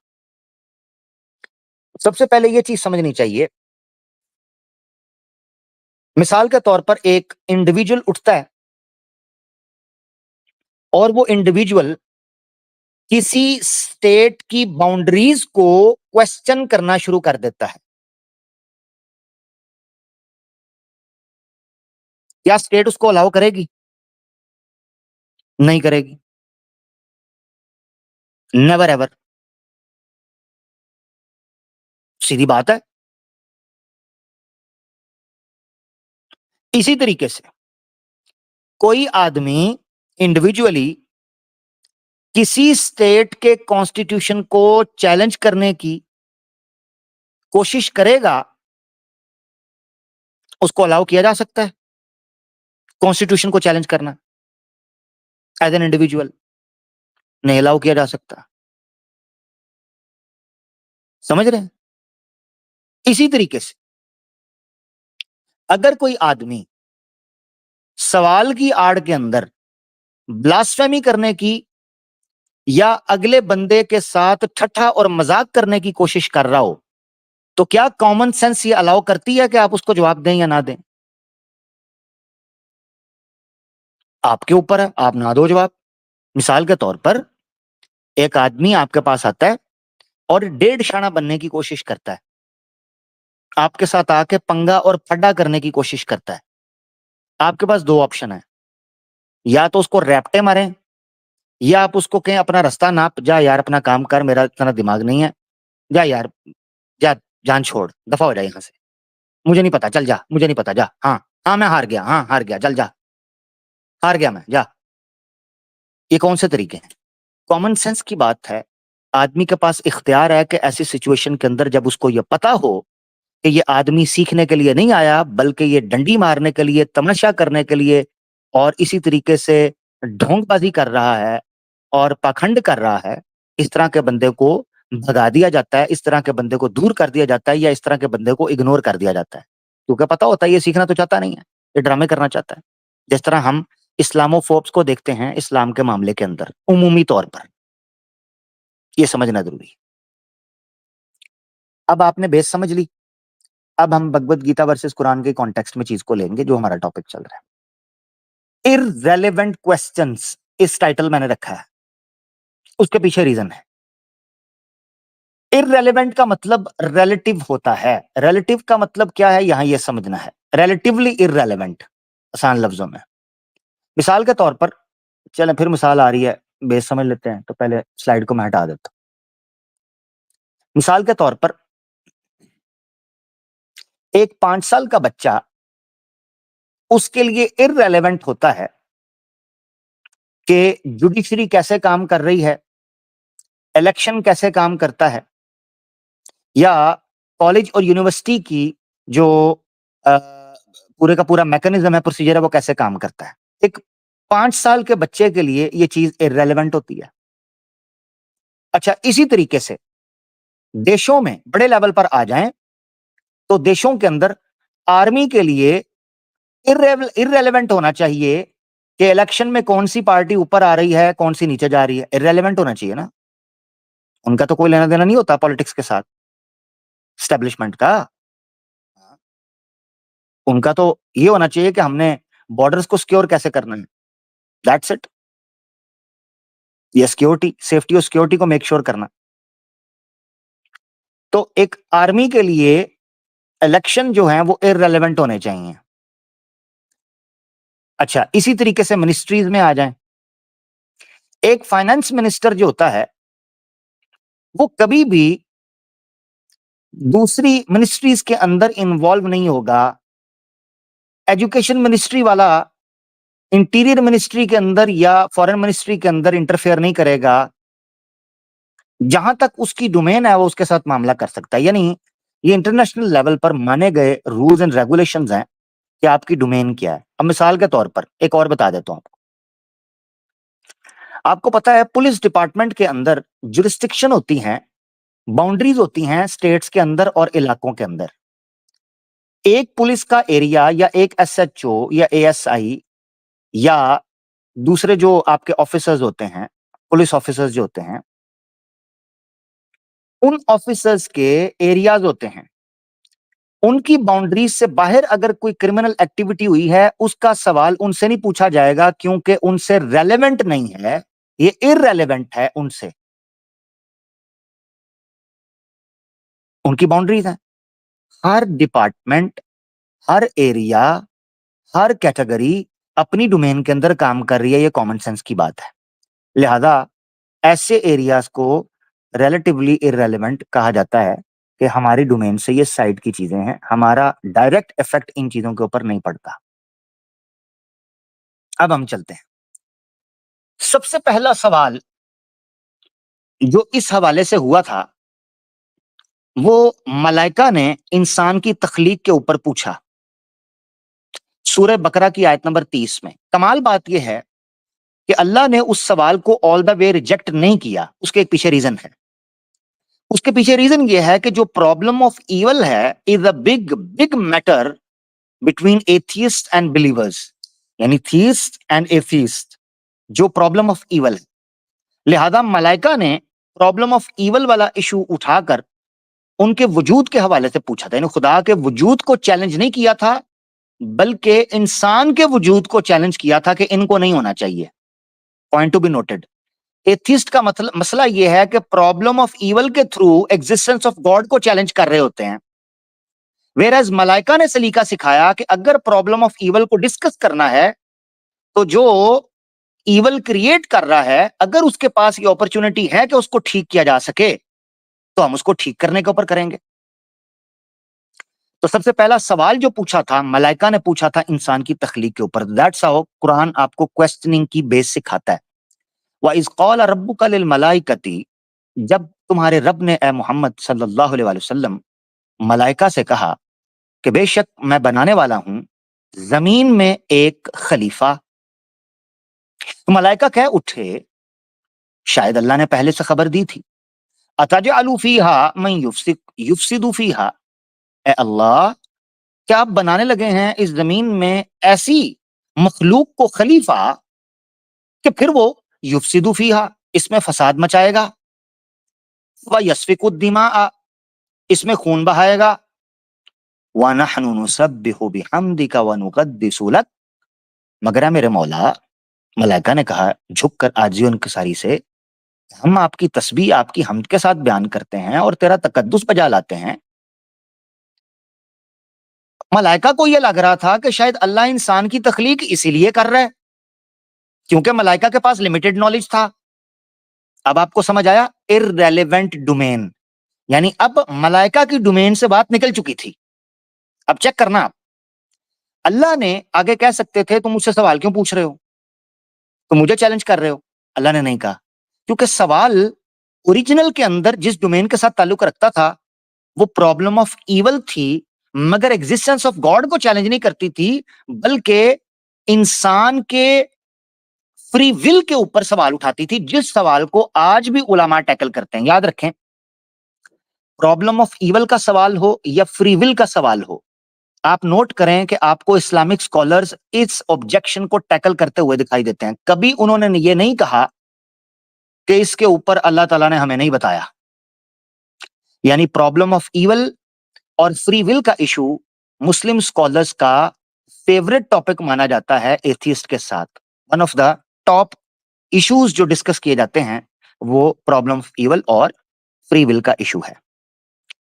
मुझे ये लगता है कि मलाइका को लगा कि शायद अल्लाह ताला इंसान की तख्लीक जमीन के ऊपर उस काम के लिए करना चाह रहे हैं जो कि पहले मलाइका कर रहे हैं, मगर अल्लाह ने आगे से उनको जवाब दिया। अल्लाह ने कहा, इन्नी आलमु मा ला तालमून, तुम्हारी डोमेन खत्म हो चुकी है, अब यहां से खालिक कायनात की डोमेन है।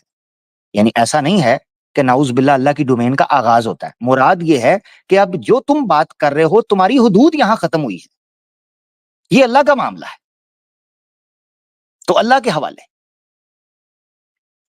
यहां से एक चीज आपको समझ आती है, अल्लाह ने इस सवाल के ऊपर कदगन नहीं लगाई, बल्कि अल्लाह ने समझाने के लिए मलाइका को यह चीज रखी और कुरान के तवस्सुत से हम तक पहुंची कि जिस चीज का आपके पास नॉलेज नहीं है ना, तो आपके पास दो ऑप्शन है, या तो आप उस नॉलेज को गेन कर सकते हो या आप उस नॉलेज को गेन नहीं कर सकते।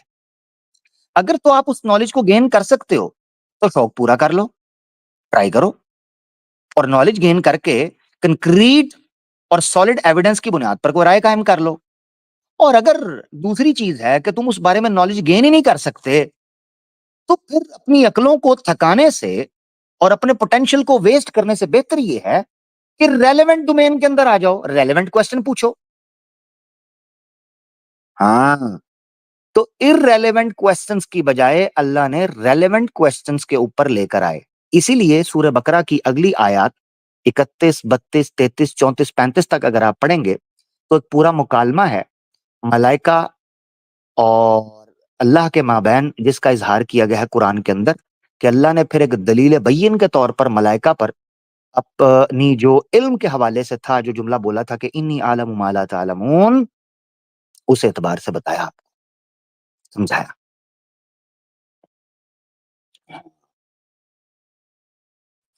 ये बड़ा जरूरी है। अच्छा जी, तो इन्नी आलमु मा ला तालमून, मेरे ख्याल से इस पर इतनी बात काफी है इररिलेवेंट क्वेश्चन के हवाले से। ये बेस थी जिसको समझना है कि क्योंकि आम तौर पर अक्सर हम पर ये बड़ा लंबा चौड़ा इतराज किया जाता है कि इस्लाम शायद हर सवाल को मना करता है। नहीं, इस्लाम उस सवाल को मना करता है जो हमारी डोमेन से ताल्लुक नहीं। अब आगे बढ़ते हैं, देखें दूसरा सवाल जो पूछा गया था वो रूह के हवाले से था यहूद की तरफ से। सूरह इसरा में चैप्टर 17 वर्स 85 में देखें, अल्लाह ने वहां भी आपकी डोमेन से चीज निकलती हुई बताकर आपको कहा कि क्या मामला है, आप इस हकीकत को सिर्फ इतना समझें। वयसअलूनका अनिर रूह, नबी आपसे सवाल करते हैं रूह के बारे में। कुलिर रूह मिन अम्रि रब्बी, कहें रूह तो मेरे रब का मामला है, मेरे रब के मामलात में से एक मामला है। वमा ऊतीतुम मिनल इल्मी इल्ला कलीला, इस बारे में हमें कम ही नॉलेज दिया गया है। इंसानों को इस बारे के अंदर नॉलेज कलीला, बहुत कम दिया गया है। अब यहाँ अर्रूह मिन अम्र रब्बी है, इसकी मुख्तलिफ इंटरप्रिटेशंस की जाती हैं, मुख्तलिफ इसकी ताबीरात पेश की जाती हैं, मगर यहाँ ठेठ, ठोस और लिटरल जो अल्फाज सामने लिखे हुए हैं उसका तर्जुमा मैंने किया अर्रूह मिन अम्र रब्बी, रूह मेरे रब की डोमेन से है, तुम्हारी डोमेन से नहीं है। ये मैंने ठेठ तर्जुमा किया, मिन अम्र रब्बी, रब के हुक्म, रब के मामलात, रब की डोमेन से रूह का ताल्लुक है। ये अल्लाह के रसूल को ठेठ कहा।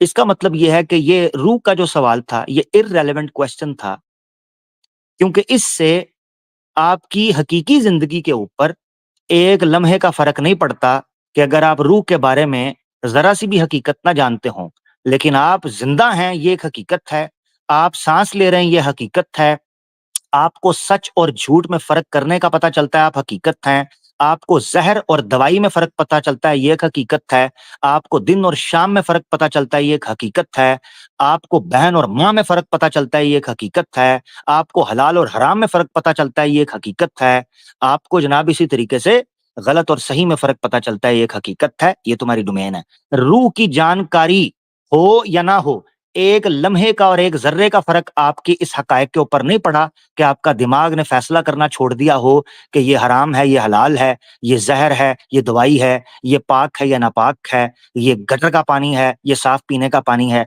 आपके दिमाग ने एक मिनट के लिए भी फैसला करना नहीं छोड़ा, लिहाजा इसका किसी तौर पर भी रेलेवेंस नहीं थी आपकी उस जिंदगी के साथ जो जीने के लिए आपको भेजा गया था और जिसके बारे में आपसे पूछा जाएगा। तीसरा बहुत अहम सवाल जो इररेलेवेंट क्वेश्चंस की कैटेगरी के अंदर आता है, जिसको अल्लाह ताला ने इस हकीकत के साथ कि आपकी डोमेन से ये चीज निकल गई है इंसानों की, तवज्जो दिलाई। तो सूरह आराफ चैप्टर 7 वर्स 187 अल्लाह फरमाते हैं यसअलूनका अनिस्साअ अय्याना मुरसाहा। ए नबी सल्लल्लाहु अलैहि वसल्लम, ये आपसे कयामत के बारे में पूछते हैं, अय्याना मुरसाहा, ये कब आएगी वो? तो अल्लाह ने कहा कुल, ए नबी इनसे कहें, अब डोमेन का यहां पर तशखीस होने लगी है, डोमेन क्या है। कुल, ए नबी इनसे कहें इन्नमा इल्मुहा इंदा रब्बी, कयामत का इल्म तो मेरे रब के पास है। यहां से बात खत्म हो। यहां एक और चीज पता चलती है, वो ये पता चलती है कम इल्मी और कम माएगी ये बायसे आर नहीं है, बल्कि इसके पीछे हिकमतें हैं। हाँ, अगर किसी चीज के बारे में इल्म ना होना ये एम्बेरसमेंट होता या बायसे नाउज बिला तहकीर या तजलील या तनकीस होता या तनकीर होता, तो नाउज बिल्ला अल्लाह ताला अपने अंबिया अलैहिमुस्सलातु वस्सलाम को इन तमाम सवालात के जवाबात देते, क्योंकि नुक्स निकाल सकता था कोई अंबिया के ऊपर के इनको इस चीज के बारे में जानकारी नहीं है।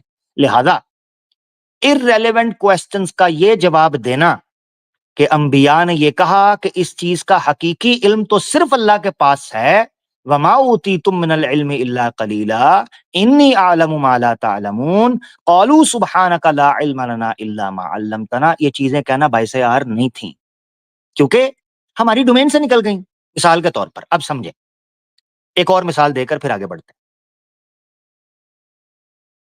आप किसी 5वीं क्लास के बच्चे से 10th स्टैंडर्ड के सवाल पूछें या कॉलेज लेवल के सवाल पूछें और वो उसका जवाब न दे पाए, ये मैं आम ह्यूमन बीइंग की बात कर रहा हूं, अंबिया का जिक्र नहीं कर रहा, ये याद रखना आपने, क्योंकि कॉन्टेक्स्ट में अंबिया का जिक्र मैंने किया और वो इस एतबार से किया कि अल्लाह ताला ने उनसे ये कहलवाया कि आप इनको कहें कि इस चीज का इल्म खालिस अल्लाह ने मुकम्मल तौर पर अपने पास रखा हुआ है और उसके पीछे हिकमत थी।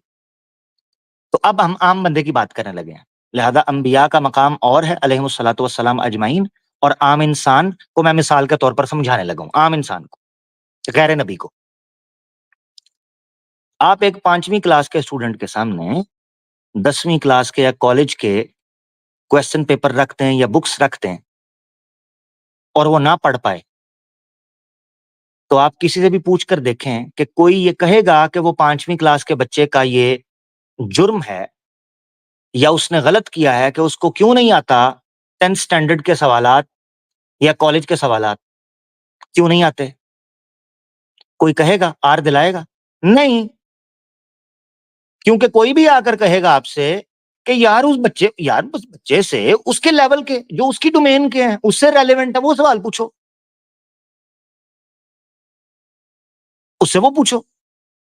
आप उससे अगली क्लास जब जब जब वो वहां पहुंचेगा, उसकी डोमेन से रिलेटेड होंगे, आप उससे बात कीजिएगा। सिंपल, सीधी सी बात है। ये चीज समझिए। तो ये डोमेन से रिलेटेड होना ये बहुत इंपॉर्टेंट है क्वेश्चंस का। लिहाजा इस्लाम उन सवालों से मना करता है जो इररेलेवेंट हैं या कीलो काल हैं। ये कीलो काल से इस्लाम आपको मना कर देता है। इस हवाले से बड़ी अहादीस है, मगर चूंकि गीता वर्सेस कुरान चल रहा है तो मैं कुरान से बाहर जाना नहीं चाह रहा। अब कोई ये कह सकता है कि देखा, कुछ तो सवाल है ना जिससे इस्लाम रोकता है, और हमने आपको बताया डोमेन से। ये भगवत गीता देख लें जी। भगवत गीता 7वां अध्याय 26वां श्लोक है।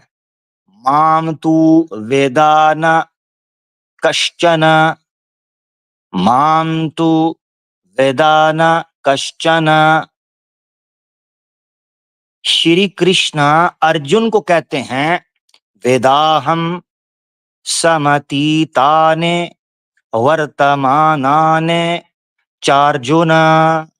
श्री कृष्ण कहते हैं, मैं जानता हूं अतीत को, वर्तमान को, और अर्जुन भविष्ययानी, भविष्य को जानता हूं, चा भूतानी, और सब जो प्राणी हैं, सब जो शरीर हैं, भौतिक शरीर, मैं सबको जानता हूं। माम तू वेदान कश्चन, मगर मुझे कोई नहीं जान सकता, ना मुझे कोई जानता है। माम तू वेदा यानी जानना, वेद ज्ञान को कहते हैं, इंफॉर्मेशन, अवेयरनेस, रियलाइजेशन। तो वो कहते हैं मुझे कोई नहीं जान सकता। भगवत गीता का ये श्लोक कहता है मुझे कोई नहीं जान सकता, से मुराद क्या है कि ईश्वर को स्पष्ट रूप से जानकारी पा लेना ईश्वर की ये संभव नहीं है, मनुष्य जाति के लिए नहीं है। इसीलिए ईश्वर अतीत को भी जानता है, वर्तमान को जानता है और भविष्य को जानता है, मगर मनुष्य नहीं जानता, ईश्वर जानता है। भगवत गीता भी ये चीज आपको बताती है। अब हम चलते हैं रेलेवेंट क्वेश्चंस की तरफ। कुरान किन रेलेवेंट क्वेश्चंस को अलाउ करता है? याद रखें, यस अलूना का वर्ड कुरान में 15 बार आया है। ए नबी, आपसे सवाल पूछते हैं। जिस तरह भगवत गीता के अंदर अर्जुन ने 16 सवाल पूछे हैं और उन 16 के 16 सवालों के जवाब कृष्ण ने अपनी सबमिशन के तौर पर दिए हैं, जिनमें से मैंने आपको देख का चावल चेक कराया। कुरान में यस अलूना के सीगे से 15 बार सवाल किया गया है, जिनमें से 2 बार मैं आपको दिखा चुका हूं इस आयत के अंदर। यस अलूना का अनिर रूह, यस अलूना का अनिस्सा। कितने रह गए? 13 बार। वैसे तो बहुत चीजों का सवाल पूछा गया, मगर यस अलूना का 13 बार। 13 बार वो क्वेश्चंस किए गए हैं जो इंसान की डेली रूटीन से और उसकी आखिरत के हवाले से रिलेटेड है, कि मरकर हम अमाल अच्छे करेंगे, नेक करेंगे, कैसे रहेंगे, दुनिया में कैसे रहेंगे, ये सवाल पूछा गया है। ठीक है, तो ये समझना बड़ा जरूरी है। मिसाल के तौर पर यसअलूनका माज़ा युनफिकून, यसअलूनका अनिल अनफाल, यसअलूनका अनिश शहरिल हराम, और यसअलूनका अनिल यतामा, यसअलूनका अनिल महीद, यसअलूनका अनिल अहिल्ला, यसअलूनका अन दिल करनैन, यसअलूनका अनिल जिबाल, यसअलूनका माज़ा उहिल्ला लहुम। इस तरह के सवालात कुरान के अंदर आपको मिलेंगे। ये वो सवालात हैं जो इंसान की डेली रूटीन से ताल्लुक रखते हैं, डेली रूटीन से, कि उसको जीवन कैसे बताना है, माल कैसे खर्च करना है, तो इंडिविजुअल हो, सोशल हो, पॉलिटिकल हो या मॉरल एस्पेक्ट हो, कुरान ने इन सवालों के अंदर कवर किए हैं। और भी कई एरियाज हैं, जैसे कुरान इस्तफहाम के जरिए सवाल पूछता है, जैसे मा अदरा का मा यौमुद्दीन, यानी सवाल पूछता है, मल हाक्का, क्या है हाक्का, इस तरह सवाल पूछता है। तो कुरान कई दफा सवालिया निशान, क्वेश्चन मार्क लगा के आपको सिखाने के लिए भी बताता है, वो एक अलग टॉपिक है। तो ये समझना चाहिए, यहां आज की हमारी स्ट्रीम का इख्तिताम होता है। ये मैंने इसलिए यहां पर इख्तिताम किया है कि जिन किसी को सबमिटिंग के ऊपर कुरान के हवाले से समझना है, तो हमारी दो स्ट्रीम्स हैं। नंबर एक द नॉलेज, पहली एपिसोड कुरान वर्सेस गीता की, और द सेकंड लास्ट है द बिलीवर, उसका कुरान वाला सेगमेंट सुन ले। तो हम मैंने सबमिशन के ऊपर डिटेल से बात की हुई है, क्योंकि हम सबमिशन को क्वेश्चनिंग के बाद, वेरिफिकेशन के बाद, रिसर्च के बाद, सर्टेनिटी के बाद, पूरी ऑथेंटिकेशन के बाद सबमिशन को मानते हैं। लिहाजा सबमिशन के ऊपर हमें कोई एतराज नहीं है। चूंकि आपका कहना यह था कि कुरान क्वेश्चनिंग के हवाले से अलाउ नहीं करता, लिहाजा हमने आज कुरान के क्वेश्चनिंग के एरिया को कवर करके बताया है कि कुरान कौन से क्वेश्चन को अलाउ करता है और कौन से क्वेश्चन को अलाउ नहीं करता। ओ शुक्रिया। आज की स्ट्रीम यहीं पर समाप्त होती है। बहुत सी चीजें थी कहने को, मगर यकीनन जब मैं देखता हूं कि अभी 9 प्रोग्राम हमारे बाकी हैं, टोटल 14 प्रोग्राम करने थे, 5 अल्हम्दुलिल्लाह 5वां आज चल रहा है। ठीक है, 5वां प्रोग्राम आज चल रहा है। तो आगे 9 प्रोग्राम बाकी पड़े हुए हैं, जिसमें इंशाल्लाह आपको कुरान के और कई एंगल्स समझने को मिलेंगे और भगवत गीता को भी कई एंगल से समझने को मिलेगा इंशाल्लाह आपके सामने। इसी चीज के साथ दोस्तों एक कॉल तो बनती है। एक कॉल तो बनती है जी, पब्लिक की भरपूर फरमाइश। अच्छा, 1 मिनट के लिए सोचें, आप भी, हमारी पब्लिक भी कह रही है कॉल करो, मैं भी कॉल कर रहा होता हूं। अगर साहिल को सुपर चैट मिल रही थी, अगर सनातनियों को उस कॉल से मजा आ रहा था, तो किसको कहना चाहिए था कॉल करने के लिए? ये तो ऐसे टूट पड़ते हैं मुसलमानों के खिलाफ, जैसे इनके धर्म ने सिखाया ही ये है कि इस्लाम के खिलाफ भौंकते रहो और मुसलमानों को गाली गलौज करो। ये नहीं कहते। इनको चाहिए था साहिल को प्रेशर करते कि भाई तू भी कॉल करना, लाइव कॉल कर। उसने तेरे नाक में दम किया हुआ, तू क्यों नहीं करता? अगर कोई सनातनी सुन रहा है, कॉमन सेंस यूज करना कि तुम्हारा जो जनाब national hero, leader of x मुस्लिम जनाब मूवमेंट, हैशटैग, हाँ बिल्कुल सही किया, हैशटैग एक्स मुस्लिम साहिल भगौड़ा, चाहिए नहीं था कि तुम उसे कहते कि यार आमिर हक को कॉल करो। चाहिए तो ये था कि तुम उसे कहते। अब आवाज आ रही होगी भाई, आमिर हक जो है वो कॉल कर रहा है, उसकी ऑडियंस भी मनोरंजन ले रही है। अजीब बात तो ये है कि ये कमेंट कर करके टेढ़े हो जाते हैं। एच मुस्लिम मूवमेंट, एच मुस्लिम मूवमेंट, एच मुस्लिम मूवमेंट, जिंदाबाद ते जिंदाबाद ते जिंदाबाद। अब इनमें दमखम नहीं है कि उसको इतना कह दें कि भगौड़े, लकड़ी के घोड़े, तू बात तो कर उससे। लो जी, कॉल जा रही है।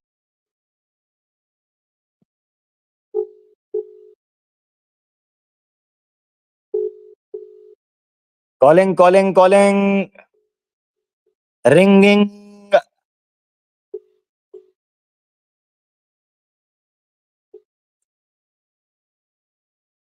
हाँ सनातनी हो, है तपड़ इसमें कॉल उठाने का?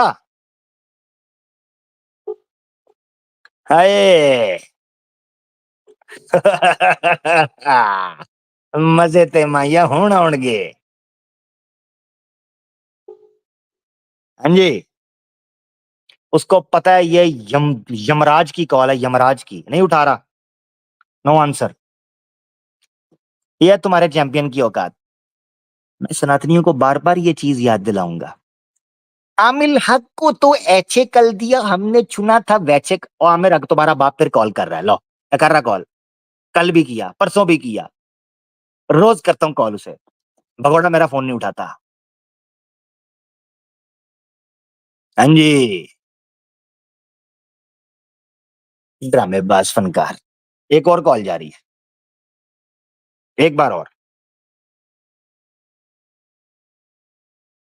लो जी, ये कॉल गई। अच्छा, कई दफा मेरा दिल करता है इसको ना मैं वीडियो कॉल करूं तो ये फटाफट उठाएगा, इस चक्कर में कि अपनी मौत को देखे कि मौत की शक्ल कैसी होती है। तो मेरी वीडियो कॉल के लिए फटाफट उठाएगा, चाहे ये बाथरूम में भी उल्टा लेटा हुआ हुआ ना, फ्लश के अंदर मुंह डाल के खाना तलाश रहा होगा वहां से, तो वहां से भी मुंह निकाल कर फटाफट मेरी कॉल उठाएगा कि मौत का मुंह और रुख कैसा होता है, मुखड़ा, ये तो देखूं जरा। और जैसे ही ये वीडियो कॉल मेरी उठाए, मैं शिवलिंग आगे कर दूं कि ले चूस ले। नहीं उठा रहा, रिंगिंग हो रही है। नहीं, नहीं उठा रहा। मैं क्या करूं इधर, मैं बना कि छोले भटूरे ला लवा इथे। हैं? क्या? ये बड़ा जरूरी है।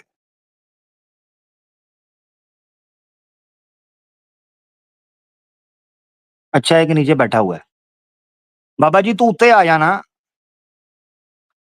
तू उत्ते आ जा, तेन मैं सुना देना वा कॉल किस तरह होंगी है। उत्ते आनी मेरा पुत्र।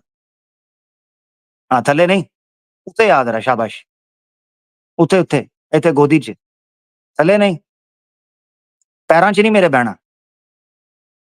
हाँ पैरों च मैं बड़े ठुडे मारना होना, मेरे पैरों च नहीं बहना, मैं ठुडे बड़े मारना पिठ दे उत्ते। मेरी गल याद रखी। उत्ते आ जा, शाबाश। शाना। तेरे बाप से कल भी बात कर रहा था, पहले भी बात हो रही है। हैं? तेनू तू अज आया, मां के ढिड चो अज निकले मैं।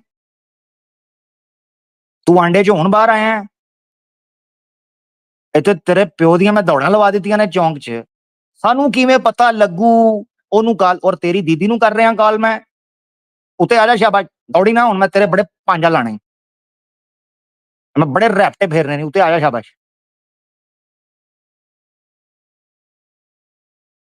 जल्दी आया, जल्दी उत्ते आ जा, ड्रामेबाजा। जल्दी आ। गारियां करदे ने साडे नाल। सानू किवें पता लगू, तू मेरा बिल देना है, तेनू किवें पता लगू। एडा तू लिंक। अच्छा जी, इत्थे साडे हस हस के पसलियां दोहरियां हो गई ने। उसको जनाब इस तरह का पांजा फिट हुआ है, रे रब दा नां है जी, जो उसकी कुतिया कुतिया हुई है। ये थलों नवा आ गई अज। ये जी मैनू भी वहाओ। हाँ तू मैनू पैसे दिते ने, तेनू भी वहाओ।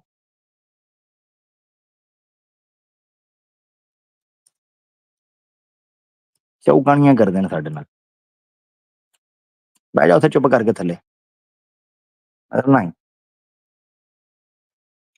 हाँ जी, गीता लवर्स के लिए। यार भगवत गीता लिखना भूल गया, सिर्फ गीता लिख दिया। चलो आ जाओ, गीता का भी कोई लवर है तो आ जाए, कोई बात नहीं, खैर एक ही बात। गीता लवर्स के लिए लिंक दे दिया गया है, जल्दी आ जाए।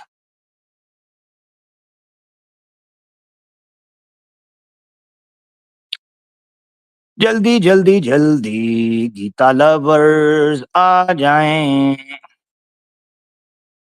यू।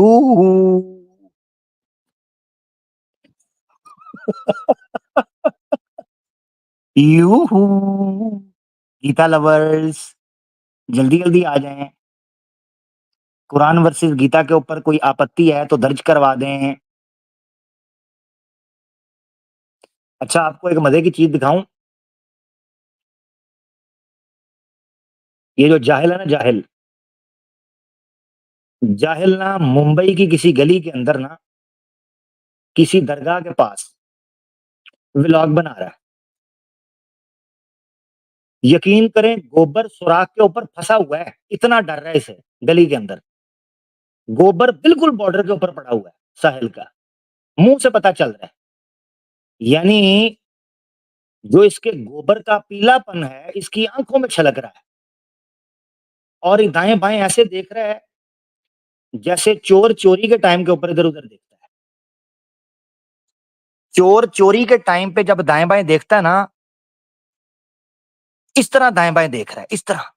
ए अच्छा फिर आगे पता है क्या कहता है? सर पे हाथ फेर के कहता है, "अरे यार, डर के जीना छोड़ दो" और साथ ही दाएँ-बाएँ देख के कहता है, "यार, कोई पहचान ना ले मुझे।"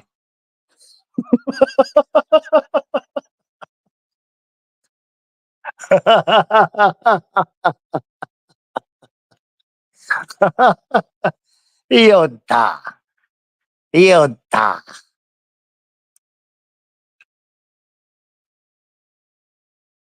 तस्माविष्ठाणम् तस्माविष्ठाणम् क्या है आगे?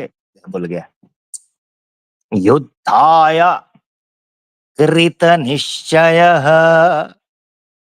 श्री कृष्ण अर्जुन को कहते हैं, नपुंसक मत बन, अब उठ जा और उठ के भिड़ जा। हम तो मैदान में हैं, तो उठना, मैदान में निकल। ये बड़ा ज़रूरी है सर, बड़ा ज़रूरी है। पहले इसकी मैं ठुकाई कर लूँ थोड़ी। हाँ भाई, कौन है तू? नीचे बैठ। अच्छा जी। तो किसी इंसान के बच्चे को लेते हैं, जिसके पास ज्ञान भी हो। यानी मुझे ऐसा सनातनी दोस्त चाहिए जिसके पास ज्ञान भी हो और जो अच्छे से बात करना जानता हो। मेरे ख्याल से ये जो भाइयाँ हैं ना, ये थोड़ा अच्छे से बात करते हैं। इटर्नल सोल भाई कैसे हैं? हेलो।